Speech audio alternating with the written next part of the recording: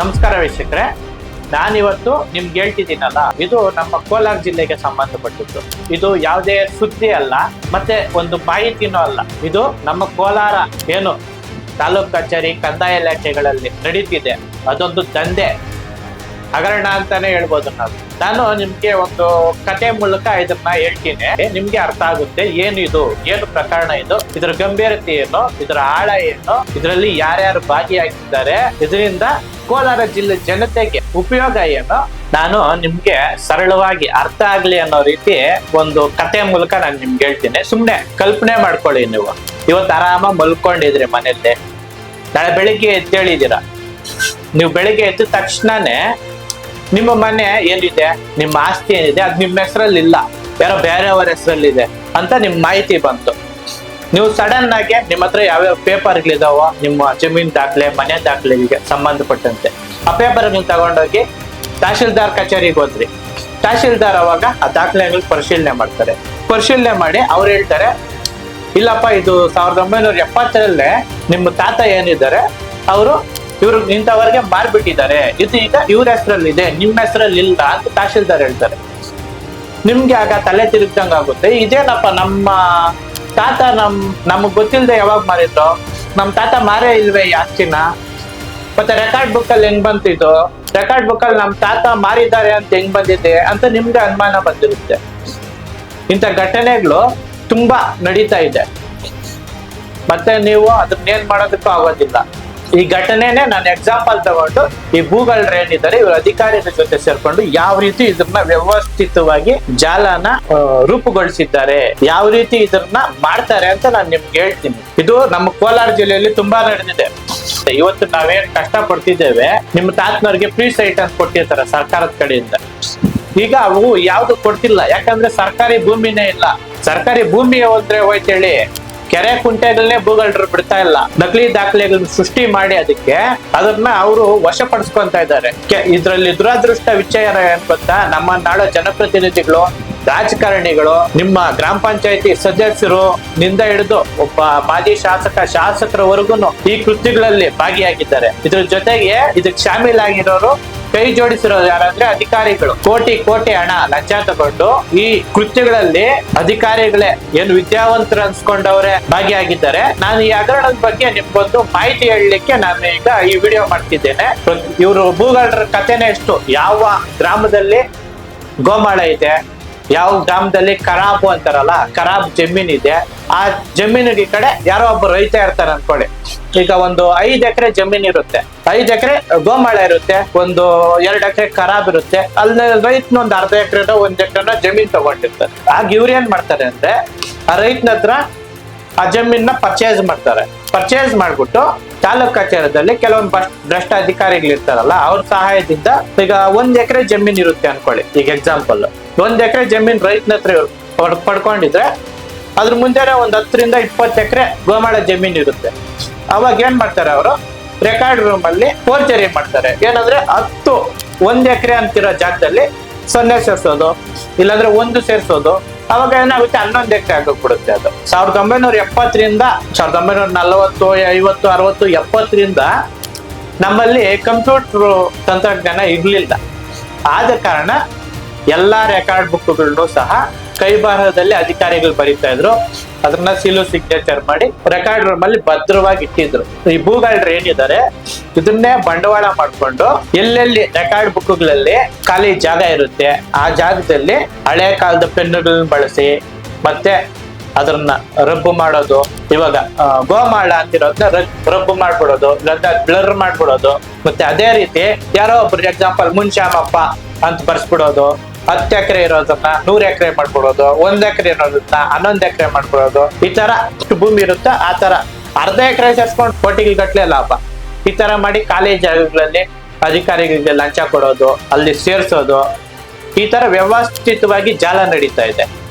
ಇದು ನಮ್ಮ ಕೋಲಾರ ಜಿಲ್ಲೆಯಲ್ಲೂ ನಡೀತಾ ಇದೆ. ಹಿಂದೆ ಯಾರು ತಹಶೀಲ್ದಾರ್ ಇದ್ರು ಅವರಂತಲ್ಲ, ಪ್ರತಿ ತಹಶೀಲ್ದಾರ್ ಅವಧಿಯಲ್ಲೂ ಇದು ನಡೆದಿದೆ. ಕೆಲವೊಂದೊಂದು ಯಾರು ಬೆಳಕಿಗೆ ಬಂದಿಲ್ಲ. ಇದು ಯಾಕೆ ಈಗ ಇಷ್ಟು ದೊಡ್ಡ ಮಟ್ಟದಲ್ಲಿ ಬೆಳಕಿಗೆ ಬಂದಿದೆ ಅಂದ್ರೆ ನಮ್ಮ ಮಾಲೂರಲ್ಲಿ ನಡೆದಿರೋ ಘಟನೆ. ನಮ್ಮ ಮಾಲೂರಲ್ಲಿ ತೊರ್ನಹಳ್ಳಿ ಸಮೀಪ ಏನ್ ನಡೆದಿದೆ, 18 ಎಕರೆ ಈ ನಕಲಿ ದಾಖಲೆ ಸೃಷ್ಟಿ. ಅದನ್ನ ಮಾಲೂರು ಮಾಜಿ ಶಾಸಕರು ಮಂಜುನಾಥ್ ಗೌಡ್ರು ಅವ್ರ ಹಣ ಬಳ ಬಳಸಿ ದಾಖಲೆಗಳನ್ನು ತೆಗೆಸಿ ಅದನ್ನ ಬಯಲಿಗೆ ತಂದಿದ್ದಾರೆ. ಅದ್ರ ವಿರುದ್ಧ ಈಗ ಮಾಲೂರಿನ ಸಾಮಾಜಿಕ ಕಾರ್ಯಕರ್ತರು, ಸಂಘ RTI ಕಾರ್ಯಕರ್ತರು ಧ್ವನಿ ಎತ್ತುತ್ತಾ ಇದ್ದಾರೆ. ನಮಗೂ ಸಂತೋಷ ಆಗುತ್ತೆ ನೋಡಿದಾಗ. ಅವ್ರಿಗೆ ನಾವು ಈ ಮೂಲಕ ಅಭಿನಂದನೆ ತಿಳಿಸೋಣ. ಯಾಕಂದ್ರೆ ಸರ್ಕಾರಿ ಆಸ್ತಿ ನಮ್ಮೆಲ್ಲರ ಆಸ್ತಿ. ಸರ್ಕಾರಿ ಆಸ್ತಿನ ಉಳ್ಸೋ ಕೆಲಸ ಮಾಡ್ತಿದ್ದವರು. ಮಾಲೂರು ಶಾಸಕರು ಪ್ರಭಾವಿಗಳಿದ್ರು, ಆದ್ರಿಂದ ಅಲ್ಲಿ ಹಗರಣ ಬಯಲಿಗೆ ಬಂದಿದೆ. ಅದ್ರ ಜೊತೆಗೆ SIT ಕೂಡ ಆಗ್ರಹ ಮಾಡಿದ್ದಾರೆ. SIT ಕೂಡ ಈಗ ತನಿಖೆ ಮಾಡ್ತಿದ್ದೆ ಅದ್ರ ಬಗ್ಗೆ. ಇವತ್ತು ಮಾಲೂರು ಶಾಸಕರು ಕೂಡ ನಾನು ಕೂಡ ಇದ್ರ ಪರವಾಗಿದ್ದೇನೆ ಅಂತ SP ಕಚೇರಿ DC ಕಚೇರಿ ಭೇಟಿ ನೀಡಿ ಲಿಖಿತ ರೂಪದಲ್ಲಿ ಇದು ಯಾರ್ಯಾರು ತಪ್ಪಿಸ್ತಿದ್ದಾರೆ, ಯಾರ್ಯಾರು ನಕಲಿ ಭೂಗಳರಿದ್ದಾರೆ, ಇವ್ರ ವಿರುದ್ಧ ಕ್ರಮ ಕೈಗೊಳ್ಳಿ ಅಂತ ನಂಜೇಗೌಡರು ಕೂಡ ನಮ್ಮ ಅಧಿಕೃತ ಹೇಳಿಕೆ ನೀಡಿ ಸುದ್ದಿಗೋಷ್ಠಿ ನಡೆಸಿದ್ದು ಕೂಡ ನೀವು ನೋಡಿರ್ತೀರಾ ಅನ್ಕೊಂತೀನಿ. ಅದರಂತೆ ನಮ್ಮ ಕೋಲಾರ ಜಿಲ್ಲೆಯಲ್ಲೂ ಈ ರೋಗ ಹರಡೈತೆ. ನಮ್ಮ ಕೋಲಾರ ಜಿಲ್ಲೆಯಲ್ಲೂ ಇದೇ ರೀತಿ ನಡೆದಿದೆ. ಅದಕ್ಕೆ ಸಾಕ್ಷಿ ಇಲ್ಲಿರೋ ದಾಖಲೆಗಳು. ಈ ದಾಖಲೆಗಳು ಅದಕ್ಕೆ ಸಾಕ್ಷಿ. ನಮ್ಮಲ್ಲಿ ಏನಂದ್ರೆ ಕೇವಲ ಒಂದು 2-3 ಸರ್ವೆ ನಂಬರ್ಗಳಿಗೆ ಸಂಬಂಧಿಸಿದ ದಾಖಲೆಗಳು ಮಾತ್ರ ಇದ್ದಾವೆ. ನಾವು ಈ ವಿಚಾರದ ಕುರಿತು ಕೆಲವೊಬ್ಬರ ಬಗ್ಗೆ ಚರ್ಚೆ ನಡೆಸಿದಾಗ ನಮಗೆ ಗೊತ್ತಾಗಿದ್ದ ವಿಷಯ ಏನಂದ್ರೆ, ಇದು ಕೇವಲ 1-2 ಕಡೆ ನಡೆದಿಲ್ಲ.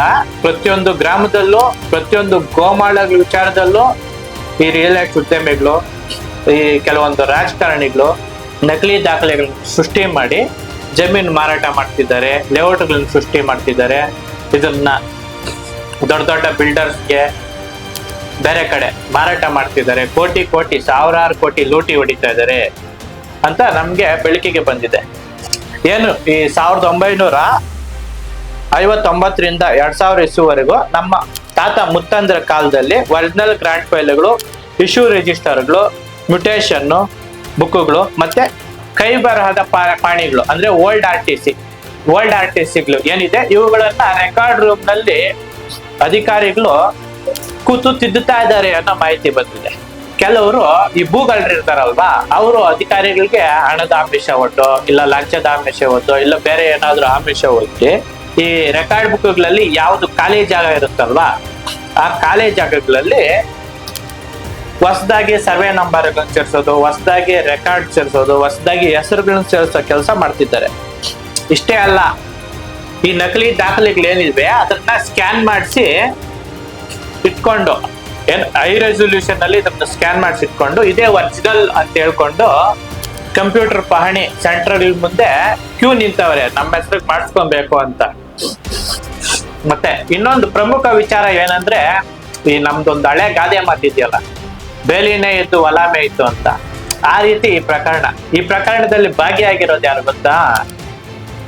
ಕೆಲವೊಂದು ಮಾಜಿ ಶಾಸಕರು, ಸ್ಥಳೀಯ ಮುಖಂಡರು, ಮತ್ತೆ ಜಿಲ್ಲಾ ಪಂಚಾಯತ್ ಸದಸ್ಯರು, ಪಟ್ಟಣ ಪಂಚಾಯತಿ ಸದಸ್ಯರು, ಕೆಲವೊಂದು ಪ್ರಭಾವಿಗಳೇ ರಾಜಕೀಯ ಬಳಸಿ, ಹಣ ಬಳ ಬಳಸಿ ಇದನ್ನ ಮಾಡ್ತಿರೋದು. ಇದೇ ನಮ್ಮ ಏನು ಗೋಮಾಳ ಜಮೀನುಗಳಿದ್ದಾವೆ, ಸರ್ಕಾರಿ ಜಮೀನುಗಳಿದ್ದಾವೆ, ಅವನ್ನ ನಕಲಿ ದಾಖಲೆ ಸೃಷ್ಟಿ ಮಾಡಿ ಅದನ್ನ ಬೇರೆಯವರಿಗೆ ಮಾರಾಟ ಮಾಡಿ ಅದೇ ದುಡ್ಡನ್ನ ನಮ್ಗೆ ಓಟ್ಗಳ ಮೂಲಕ ಓಟ್ಗೆ ಇಷ್ಟು ಅಂತ ಹಂಚಿ ಗೆದ್ದು ಇವಾಗ ನಮ್ಮ ಮೇಲೆ ದರ್ಪ ತೋರಿಸ್ತಿದ್ದಾರೆ.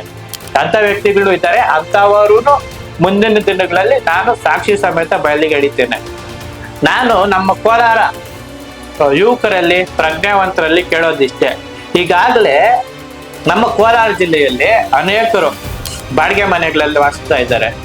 ಸ್ವಂತ ಸೂರಿಲ್ಲ ಅವ್ರಿಗೆ. ಸರ್ಕಾರಕ್ಕೆ ಅವ್ರಿಗೆ ಉಚಿತ ನಿವೇಶನ ಕೊಡೋಷ್ಟು ಅವ್ರ ಹತ್ರ ಭೂಮಿ ಇಲ್ಲ. ಯಾಕಿಲ್ಲ ಅಂದ್ರೆ ಇಂಥ ಭೂಗಳರು ಈ ರೀತಿ ವಂಚನೆ ಮಾಡಿ ನಮ್ಮ ಕೋಲಾರನ ರಿಯಲ್ ಎಸ್ಟೇಟ್ ಹಬ್ಬ ಮಾಡ್ಕೊಂಡು ಲೇಔಟ್ಗಳು, ಇಂಡಸ್ಟ್ರಿಯಲ್ ಏರಿಯಾಗಳ ತರ ಮಾಡ್ಕೊಂಡು ಮಾರಾಟ ಮಾಡ್ತಿದ್ದಾರೆ ಅವ್ರ ಹೆಸರಿಗೆ ಮಾಡ್ಕೊಂಡು. ಇದನ್ನ ನಾವು ಗಂಭೀರವಾಗಿ ಪರಿಗಣಿಸ್ಬೇಕಾಗುತ್ತೆ. ಇದು ಸರ್ಕಾರದ ಆಸ್ತಿ, ನಮ್ಗೆ ಇದಕ್ಕೆ ಸಂಬಂಧ ಇಲ್ಲ. ಕೆರೆ ಹೋದ್ರೆ ನಮ್ಗೇನಾಗ್ಬೇಕು, ಕುಂಟೆ ಹೋದ್ರೆ ನಮ್ಗೇನಾಗ್ಬೇಕು, ಗೋಮಾಳ ಹೋದ್ರೆ ನಮ್ಗೇನಾಗ್ಬೇಕು ಅಂತ ಇವತ್ತು ನಾವು ಕೈ ಕೊಟ್ಟು ಕುಂತ್ರೆ ಒಂದಂತೂ ನೆನ್ಪಿಟ್ಕೊಳ್ಳಿ, ನಾಳೆ ನಿಮ್ಮ ತಾತ ಮುತ್ತಂದ್ರೆ ಬೆವರು ಸುರಿಸಿ ಏನ್ ಸಂಪಾದನೆ ಮಾಡಿದರೆ ಜಮೀನು, ಆ ಜಮೀನುಗಳಿಗೂ ಈ ಭೂಗಳರು ನಕಲಿ ದಾಖಲೆಗಳನ್ನು ಸೃಷ್ಟಿ ಮಾಡ್ತಾರೆ. ನೀವು ವರ್ಷಾನುಗಟ್ಟಲೆ ಕೋರ್ಟ್ಗೆ ಅಲಿಬೇಕಾಗುತ್ತೆ. ಅದನ್ನ ತಪ್ಪಿಸೋ ಕೆಲಸ ಇವತ್ತು ನಾವು ಮಾಡ್ಬೇಕಾಗಿದೆ.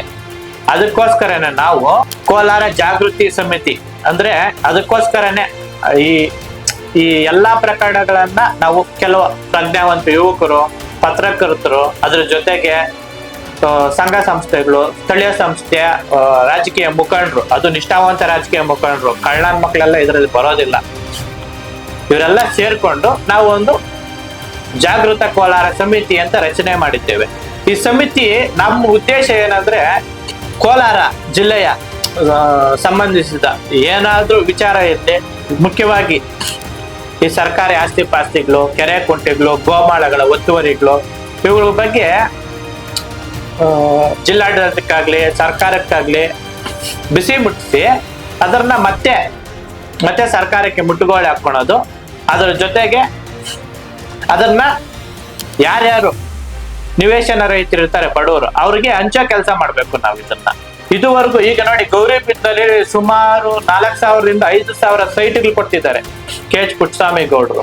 ಸರ್ಕಾರಿ ಗೋಮಾಳಗಳನ್ನ, ಸರ್ಕಾರಿ ಜಮೀನುಗಳನ್ನೆಲ್ಲ ಗುರ್ತಿಸಿ ಯಾರ್ಯಾರು ನಿವೇಶನ ರೈತರು ಇರ್ತಾರೆ ಅವ್ರಿಗೆ ಕೊಡ್ತಿದ್ದಾರೆ. ಬಟ್ ನಮ್ಮ ಕೋಲಾರದಲ್ಲಿ ಕೆಲಸ ಆಗ್ತಿಲ್ಲ, ಮಾಲೂರಲ್ಲಿ ಕೆಲಸ ಆಗ್ತಿಲ್ಲ, ಮುಳಬಾಗ್ಲಲ್ಲಿ ಕೆಲಸ ಆಗ್ತಿಲ್ಲ, ಶಿಡ್ಲಘಟ್ಟದಲ್ಲಿ ಕೆಲಸ ಆಗ್ತಿಲ್ಲ, ಶ್ರೀನಿವಾಸಪುರದಲ್ಲಿ ಕೆಲಸ ಆಗ್ತಿಲ್ಲ. ಈ ಕೆಲಸ ಯಾಕೆ ಆಗ್ತಿಲ್ಲ ಅಂದ್ರೆ ಎಲ್ಲಾ ಜನಪ್ರತಿನಿಧಿಗಳಿಗೂ ಫ್ರೀಯಾಗಿ ಸೈಡ್ ಕೊಡ್ಬೇಕು ಅನ್ನೋ ಮನಸ್ಥಿತಿ ಇರುತ್ತೆ, ಇಲ್ಲ ಅಂತ ನಾನು ಹೇಳಲ್ಲ. ಬಟ್ ಭೂಮಿ ಇರ್ಬೇಕಲ್ಲ. ಇವಾಗ ಏನಿಲ್ಲ ಅಂದ್ರೆ ಅದಕ್ಕೊಂದು 5 ಲಕ್ಷ ಖರ್ಚು ಮಾಡಿದ್ರೆ ಮುಗೀತು. 4 ಕೋಟಿ 5 ಕೋಟಿ ಆಸ್ತಿ ಅವ್ರ ಪಾಲಾಗುತ್ತೆ. ಯಾರು ಬಿಡ್ತಾರೆ ಈ ಚಾನ್ಸ್? ಈ ತರ ಮಾಡ್ಕೊಂಡು ಕೆಲವೊಂದು ಬೆಂಬಲಿಗರ ಪಡೆ ಇಟ್ಕೊಂಡು ಬ್ಯಾನರ್ ಹಾಕೊಂಡು ನಾನು ರಾಜಕೀಯ ಮುಖಂಡ ಅಂತ ಹೇಳ್ಬಿಟ್ಟು MLA MP ಗೆ ಜೈಕಾರ ಹಾಕೊಂಡು ಬದುಕ್ತಿದ್ದಾರೆ. ನಾವು ಇದ್ರ ವಿರುದ್ಧ ಹೋರಾಟ ಮಾಡ್ಲೇಬೇಕಾಗುತ್ತೆ. ಒಂದ್ ವೇಳೆ ನಾವು ಇವತ್ತು ಎಚ್ಚೆತ್ಕೊಳ್ದೆ ಇದ್ರೆ ಈ ನಮ್ಮ ಜಮೀನುಗಳನ್ನೆಲ್ಲ ಅವ್ರು ಇದೇ ರೀತಿ ಮಾಡ್ತಾರೆ, ನಾವು ರಸ್ತೆಗೆ ಬಂದು ನಿಲ್ಬೇಕಾಗುತ್ತೆ. ಇದಂತೂ ಒಂದಂತೂ ನೆನ್ಪಿಟ್ಕೊಳ್ಳಿ. ನನ್ನ ಹತ್ರ ಈಗಾಗ್ಲೇ ಒಂದು 2 ಸರ್ವೆ ನಂಬರ್ಗೆ ಸಂಬಂಧಪಟ್ಟ ಈ ದಾಖಲೆಗಳಿದ್ದಾವೆ.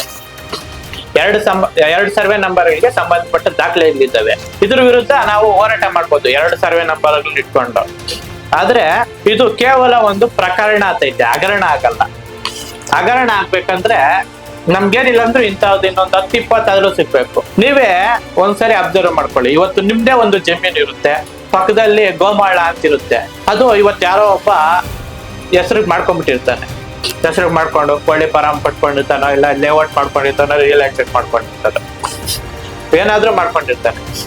ಅಂಥವು ನಿಮ್ಮ ಗಮನಕ್ಕೂ ಬಂದಿರುತ್ತೆ.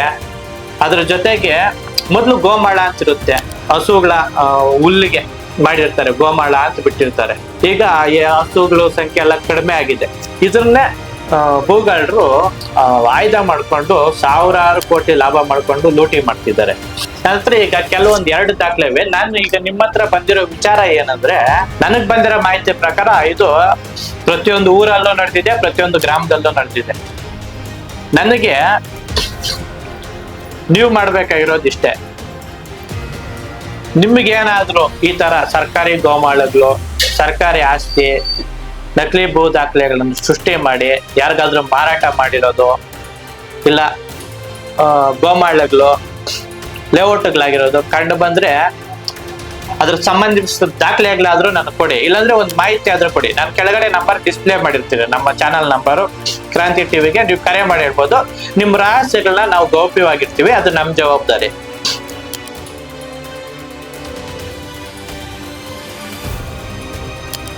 ಮತ್ತೆ ನಿಮ್ಗೊಂದು ಕುತೂಹಲ ಆಗ್ಬೋದು, ಈ ಹಳೆ ರೆಕಾರ್ಡ್ ರೂಮ್ ಅಲ್ಲಿರೋ ಬುಕ್ಗಳನ್ನ ಯಾವ ರೀತಿ ಇವರು ಫೋರ್ಜರಿ ಮಾಡ್ತಾರೆ, ಅಲ್ಲಿ ಯಾರನ್ನು ಬಿಡೋದೇ ಇಲ್ಲ, ಒಬ್ಬ ಅಧಿಕಾರಿಗೆ ಮಾತ್ರ ಅದ್ರಲ್ಲಿ ಎಂಟ್ರಿ ಆಗೋದಕ್ಕೆ ಅವಕಾಶ ಇರ್ತೈತೆ. ಮತ್ತೆ ಹಳೆ ಬುಕ್ಗಳು ನಾವು ನಮ್ಮ ಮನೇಲಿ ಒಂದು ಹಳೆ ಪೇಪರ್ ಹಿಂಗ್ ಎತ್ಕೊಂಡು ಹಿಂಗ ಹರಿದ್ರು ಅದು ಅರ್ಧೋಗೋ ಚಾನ್ಸ್ ಇರ್ತೈತೆ. ಆ ತರವೆಲ್ಲ ಯಾರು ಮಾಡ್ತಾರೆ ಅಂತ ನಿಮ್ಗೆ ಅನುಮಾನ ಇರ್ಬೋದು. ನಾನು ಅದ್ರ ಬಗ್ಗೆ ನಿಮ್ಗೆ ಅರ್ಥ ಆಗೋ ರೀತಿ ವಿವರವಾಗಿ ವಿವರಣೆ ಕೊಡ್ತೀನಿ. ಅದು ಯಾವ ರೀತಿ ಭೂಗಳರು ನಕಲಿ ದಾಖಲೆ ಸೃಷ್ಟಿ ಮಾಡ್ತಾರೆ, ಯಾವ ರೀತಿ ಫೋರ್ಜರಿ ಮಾಡ್ತಾರೆ, ಮತ್ತೆ ಅದನ್ನ ಕಂಡುಹಿಡಿಯೋದು ಹೇಗೆ, ಮತ್ತೆ ಅದನ್ನ ಸರ್ಕಾರದ ಗಮನಕ್ಕೆ, ಕಂದಾಯ ಇಲಾಖೆಗೆ, ಮಾನ್ಯ ಮುಖ್ಯಮಂತ್ರಿಗಳ ಗಮನಕ್ಕೆ ಯಾವ ರೀತಿ ತರಬೇಕು ಅಂತ ನಾನು ನಿಮ್ಗೆ ಹೇಳೋ ಪ್ರಯತ್ನ ಮಾಡ್ತೀನಿ. ವಿಡಿಯೋ ಸ್ವಲ್ಪ ಲೆಂತಿ ಆದ್ರೂ ಪರವಾಗಿಲ್ಲ, ಒಂದ್ಸರಿ ನೀವು ಸಮಯ ಕೊಟ್ಟು ನೋಡಿ, ಯಾಕಂದ್ರೆ ಇದರಲ್ಲಿ ಮಾಹಿತಿ ಇದೆ.